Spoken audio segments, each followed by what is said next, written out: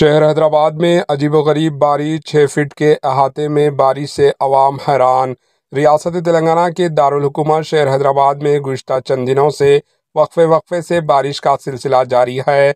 शहर के बाज़ इलाकों में बारिश और चंद इलाकों में धूप भी देखी जा रही है, लेकिन जुमेरात को शहर के मुरादनगर में अजीबोगरीब बारिश देखी गई, जहां एक सड़क पर सिर्फ 6 फीट के अहाते में बारिश हुई, जबकि 6 फीट सड़क के दोनों तरफ धूप थी। इसे देखकर सड़क पर चलने वाले अवाम हैरान रह गए।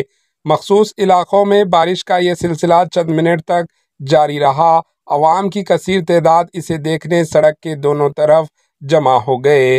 पेश है इस खुसूस की कुछ झलकियाँ। Bureau report, HN news.